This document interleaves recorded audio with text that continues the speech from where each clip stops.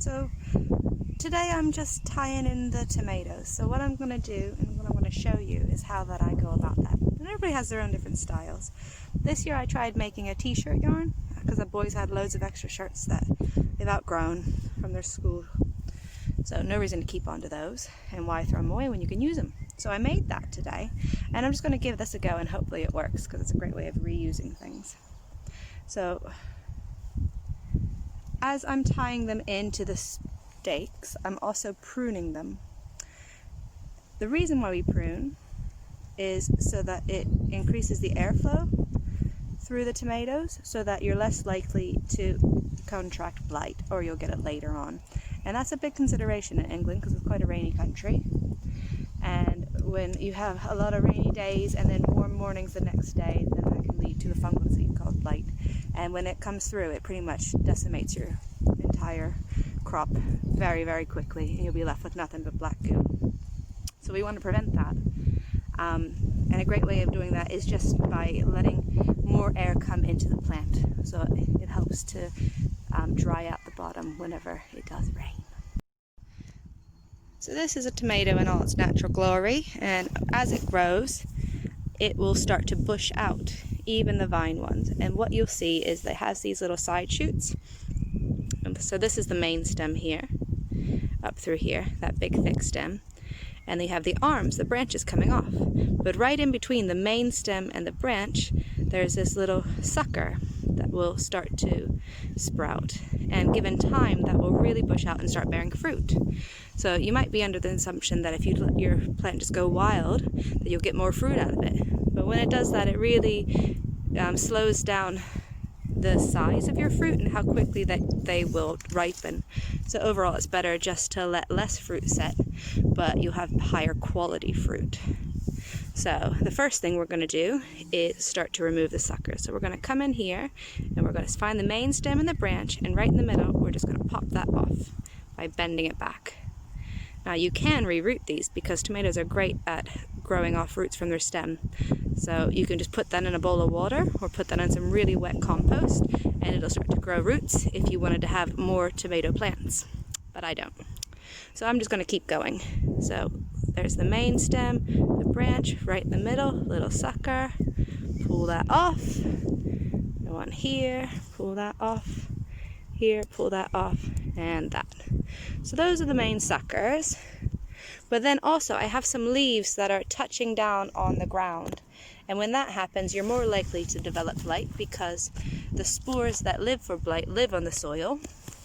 So any leaves that are touching the soil are more likely to contract. So I'm just going to take off those lower branches as well.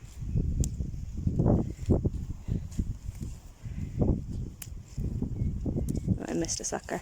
And once I've done that, you can see a bit clearer. It's a bit more space for the plant. There's more air flowing through. Not as noticeable when they're this size, but they quickly start losing control. Once they have like this, you can just tie it in. So I'm going to do that now.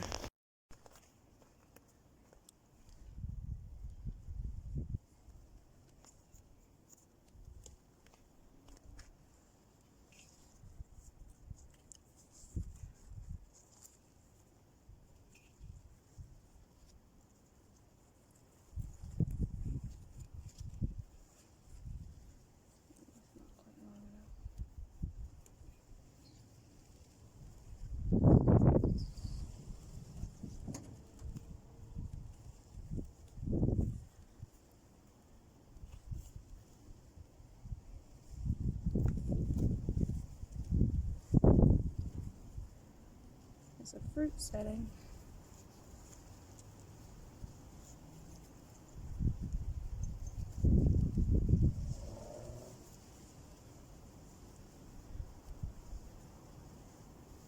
And there you are. Perfectly tied in. And nice and secure. So when the wind comes in, it'll be safe and secure. There they are. All tied in and pruned, looking nice and fresh.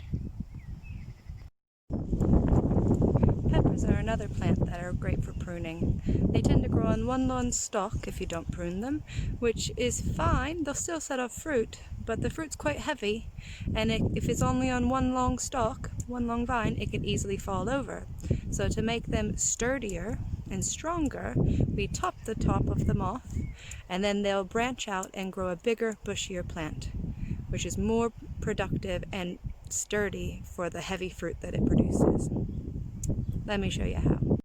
So here's my pepper bed. Now some of these have already been topped, and you can see, like this one, it's already branching off, and it has a couple of, see where it's split in the top, and there's a couple branching off. There's another one already starting to flower, so they're fine. This one, on the other hand, has not been pruned. It's only on one long stalk, and it'll continue growing up, so it is ripe for planting. We want to make sure it's quite big before we do this, so at least 6 or 7 leaves on top that will be left over once you top it. So something like that will be way too small, so we're going to leave those for now. So what we're going to do is we're going to look at the plant, and I want to leave these 2 there, and I want to just take off these top ones. So what I'm going to do is come in and just pinch out the top, and what I'm left with are plenty of leaves for it to grow on. That's what came off. And I'm just going to put that down. So to show you again on this next one, we're going to come through, we're going to leave lots of leaves on the top.